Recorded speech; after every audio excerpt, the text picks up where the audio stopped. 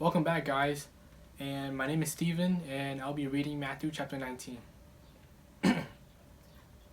Now it came to pass, when Jesus had finished these saying, that he departed from Galilee and came to the region of Judea beyond the Jordan. A great multitude followed him, and he healed them there.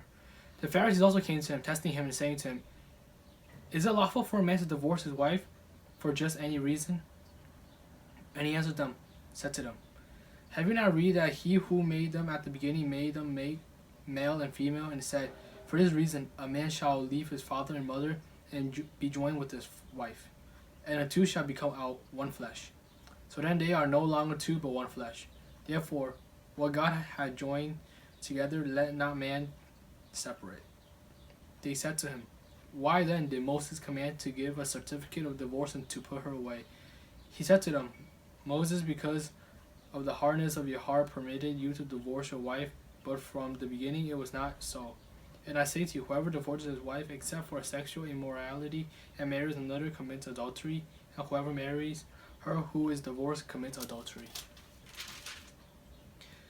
His disciples said to him, "If such is the case of a man with his wife, if it is better not to marry." But he said to them, "All cannot accept this saying, but only those whom it has been given. For these are eunuchs who were born from their mother's womb, and there are eunuchs who were made eunuchs because there are eunuchs who have made themselves eunuchs for the kingdom of heaven's sake.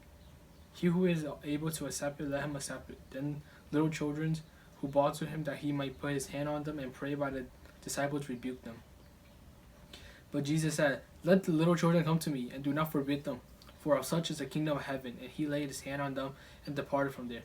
Now behold, one came and said to him, "Good teacher, what good thing shall I do that I may have eternal life?" So he said to them, "Why do you call me good? No one is good but one, that is God. But if you want to enter life, keep the commandments." He said to him, "Which ones?" Jesus said, "You shall not murder, you shall not commit adultery, you shall not steal, you shall not bear false witnesses, honor your father and your mother, and you shall love your neighbor as yourself." The young man said to him, "All these things I have kept from my youth. What do I still lack?" Jesus said to him, "If you want to be perfect, go sell what you have and give to the poor, and you will have treasure in heaven, and come follow me." But when the young man heard that saying, he went away sorrowful, for he had great possessions. Then Jesus said to his disciples, "As surely as I say to you, it is hard for a rich man to enter the kingdom of heaven. And again I say to you, it is easier for a camel to go through the eye of a needle than for a rich man to enter the kingdom of God." When his disciples heard it, they were greatly astonished by his saying, "Who then can be saved?" But Jesus looked at them and said to him, "With men this is impossible, but with God all things are possible." Then Peter answered and said to him, "See, we have left all and follow you. Therefore, what shall we have?" So Jesus said to them, "Surely I say to you that in a regeneration, when the Son of Man sits on the throne of his glory, you who have followed me will also sit on 12 thrones, judging the 12 tribes of Israel.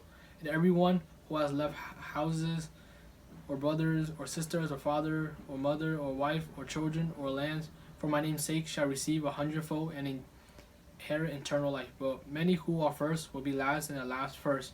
Matthew chapter 19. See you in Matthew chapter 20.